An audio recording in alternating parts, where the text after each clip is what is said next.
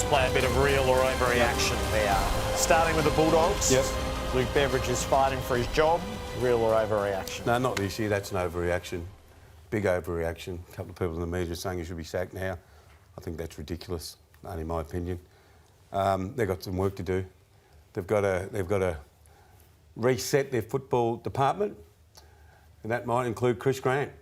It might include other people in the football department. It's already cost Rowan Smith. They've got to bring in some different people to support, not overthrow, to support, challenge, bring in ideas, be creative.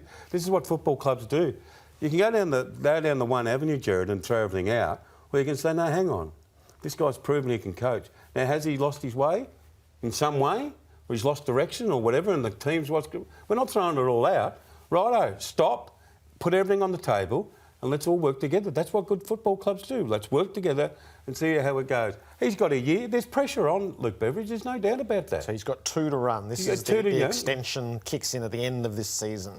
They wouldn't want to go tumbling south next year. There'll be riots in the West. But no, sack him now. Gross overreaction. First step is to change what's around. Yeah, and then that's what it's about, isn't it? Before. If it's not working, we've got to make some change. Jared, Adam Simpson is better off going. Real or overreaction? So I felt that's real, but that's easy for me to say. That's the only thing I'll preface there. That's easy for us to say on the outside. So it's been my view since the earlier stages of the season that his talents and his coaching is actually now wasted in this job.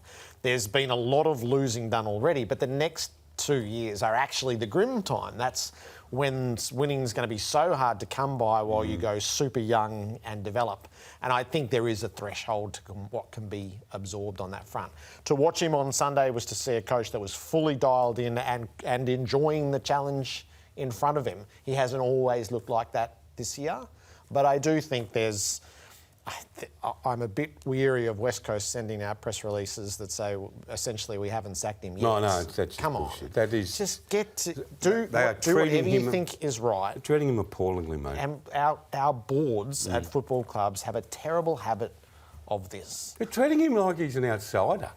I can't believe it. I know we've got a short time, but it is bewildering what is happening over there. But, you know, if we deep dive a little bit further, Adam Simpson has shown that he can coach a very good team. Yeah. He can coach a premiership team. He knows how to get a team from 7th to the premiership, 4th to a premiership, preliminary final weekend to a grand final to winning it. He has shown to do that. Unfortunately, he's not the first time in the history of footy. He's shown as a coach that he's struggling to coach a team who hasn't got the talent, and he's not alone there. I think he'll be a hell of a coaching resource to have loose on the landscape. Would Richmond go after him? No, I think they've made their choice in what they're doing, narrowing their field down to those who have coached a team but not an AFL team. So I felt like right at the start, if Simpson had left early, I felt like that's where he would end up. I thought there's a possibility. I think I don't know. Maybe. I feel like we're a long way from that. Stranger things out to Jared. Essendon hasn't improved, really. No, I think that's an overreaction. I actually agree with Brad Scott when he says there's individual improvement at that footy club. But that's no excuse for, I think, and I've been on with this with you for about 8 weeks now, and you thought I was a bit harsh, and you didn't say that to me, but that's what I felt you were thinking of me. That I said to you last Wednesday, this team hasn't played unrelenting football for a long time, like dog-hungry football, like watching Carlton Football Club going out and playing as if their lives depend on it. I think Essendon supporters look at the club and say, improved, improved, improved, improved. Where's the fight? Where does the fans feel proud of their team? Because they're certainly not feeling proud of themselves right now. Yeah, so they're looking at each other going, what is going on? And guess what? They're looking at the coach and the support staff and say, what is going on? Are we being coached this way? Defend.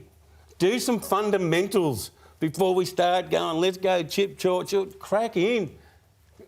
Sometimes, often, Jared, often, not sometimes, often, attitude decides football games. And they've got to find something really, really quickly. This is the jumper that the Bombers are going to wear in this clash on Friday night. It's a good cause, isn't it? So, yes, joined forces with the TAC, and the sash is a seatbelt for a powerful message to combat the tragedy of deaths on the roads. That is a very, very, very good. Is there any more overreactions? That is it.